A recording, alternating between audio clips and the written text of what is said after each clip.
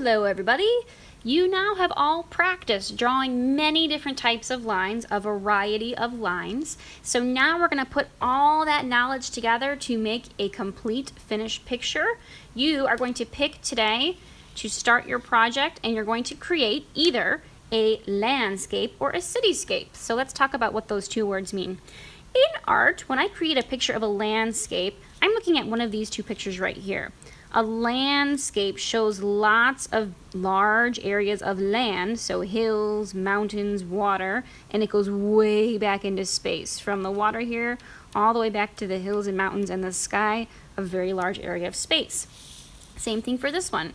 Notice how these hills overlap and they go back into space to the mountains and the house and the sun. That's a landscape, outside scene. A cityscape is something a little bit different.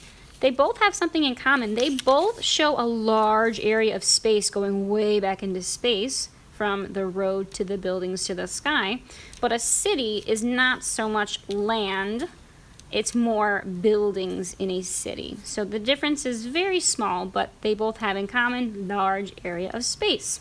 So you will choose to start either a landscape or a cityscape today. Now, how are we going to use all those lines that we just practiced to create these landscapes or cityscapes? Let's look at a real landscape, a photograph of a landscape. I'm going to show you how this landscape is made up of 3 different areas of space and lots of different types of lines. So first of all, when we are looking at a landscape, there's always a front area part right here. This is called the foreground. There's always a middle area, that's called the middle ground, and there's always things really far back in the background, that's the background. So let's look at some lines here. In the foreground, first of all, I see lots of zigzag lines to create this grass. Little strands of grass, straight lines, zigzag lines.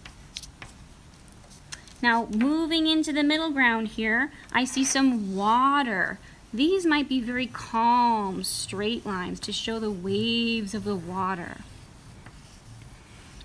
Moving into the background here, I see some trees. So that shows me zigzag lines, these trees.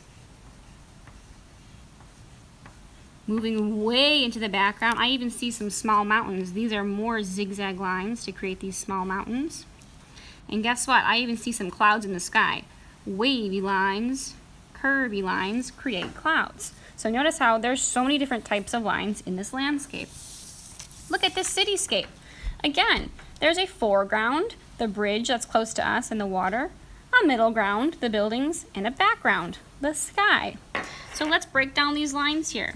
This bridge, there's a lot of curved lines that make up this bridge and a big straight line. I already have 2 different types of lines here. Moving into the middle ground, look at these buildings. I bet I could use that castle line to create these buildings. Kind of looks like straight over, up, down, castle line. We practiced that one. Now moving into the background, this sky does not have any clouds, but guess what? I could add some curvy lines to create some clouds and maybe a big curve to create a sun. I can add some details in the background. So look at how many different types of lines this one has. So many different types. Even on the buildings, look at, if I did some crisscross lines, I could make some buildings. And some windows. Some straight lines on top. Okay. So now that we have kind of seen our landscape and our cityscape and how we can break them up, foreground, middle ground, background, and lots of different types of lines, your job today is to start either a landscape or a cityscape. So when you get your white paper and you've decided what you want to go with, you're going to start with a pencil and break up your space. So let's say I'm doing a landscape. Maybe I'll start with some curvy lines for some hills that overlap. That's one type of line. This is my foreground.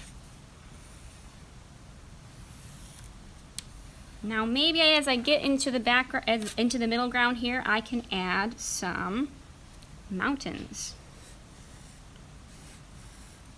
Some straight lines, maybe some zigzag lines to create those mountains. okay? As I'm getting farther and farther into the background, maybe I want some water to be back here. Maybe there's an ocean back here. I can make some wavy lines for the ocean. Maybe a big wavy line for the end of that ocean. Okay, now I'm approaching the background. Maybe I'll have a sun coming up from the sky, shining bright in the sky, and some clouds in the sky, some curvy lines. Okay, so I have my foreground, middle ground, and background, and guess what? I have so many different types of lines. For you to be complete with the drawing steps, boys and girls, I want to make sure you have your foreground, middle ground, and background, and you have at least 5 different types of lines. So I have, let's see, 1, 2, 3, 4, 5. I'm good. I have more than 5 different types of lines, a variety of lines, okay? So add as many drawing details as you can, boys and girls, before you add your color. We're going to work on this today and next week. So if you only get to the drawing steps today and you're adding your drawing details, that's totally fine. You don't have to get to the coloring today. Now, something interesting, boys and girls, that I did on both of my city and landscapes, look at all the details that you can add, all the different types of lines that can go on top of your space. Dash line, crisscross line, dash line again, wavy lines for the smokestacks. I can even add some patterns with my lines to my hills and my mountains to get a little bit more fancy. The choice is yours as long as you have different types of lines.